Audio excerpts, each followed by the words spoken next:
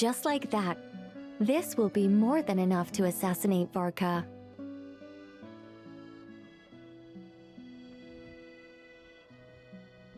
I'm going to assassinate Varka.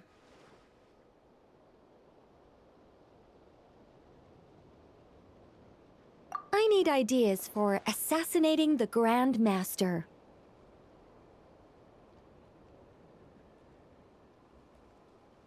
I went over this with Alice a long while ago.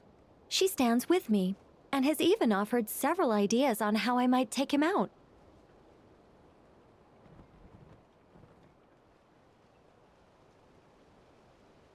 Of all her suggestions, this one seemed the most promising. Bring a full cart of Mondstadt's newest dandelion wine all the way here, and then, before Varka's very eyes, tip the entire cart over the cliff. Perhaps the monumental, overwhelming grief will make him collapse, or go drown himself in whatever other wine he can find. That doesn't sound like it'll work. Wait, no! Don't even think about doing something so horrible. When writing a novel, the author, naturally, seeks to be as extravagant as possible, especially when writing detective novels.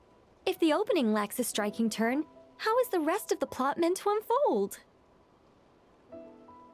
Alas, this will be my final attempt at writing detective novels. Oh, I suppose they call them crime novels in Inazuma. In any case, they all tell of crime. There's hardly a meaningful distinction.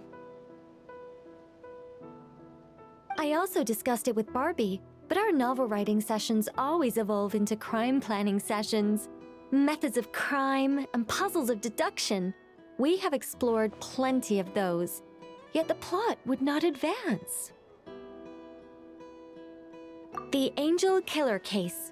Try as they might, the culprit remained elusive. The desperate detective rushed into the crowd, then shouted the revered names of the 4 great rulers at the sky. Whoosh! Pitter-patter. Boom! Detective and murderer reduced to ash. What kind of writing is that? Doesn't that leave no room for deduction at all?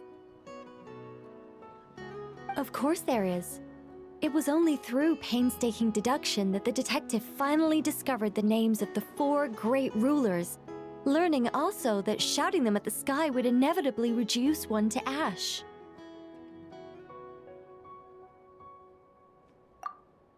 My point exactly. Simply deducing who the culprit is has become dreadfully unoriginal. The subject of one's deductions must be something more creative. I even thought of having a Seelie detective, an angel who, longing to become a detective, became a Seelie, and by some twist of fate, ended up as a detective's assistant.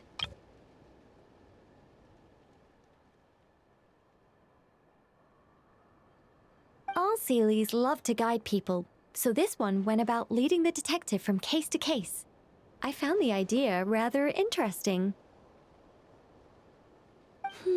Come to think of it, the Seelie detective and the Angel Killer case seem far more interesting than assassinating the Grand Master. Never mind, guess I'll move on to work on that idea then. It's precisely because I overthink every little detail that I've lost interest in continuing. Not to mention the mountain of words I'll have to write. The very thought of penning all those words. Oh, what a hassle. And I can't even get a ghostwriter for this one. I'll just work on the Angel Killer case instead. But how might the detective deduce the truth? Perhaps he could have a conveniently informative dream.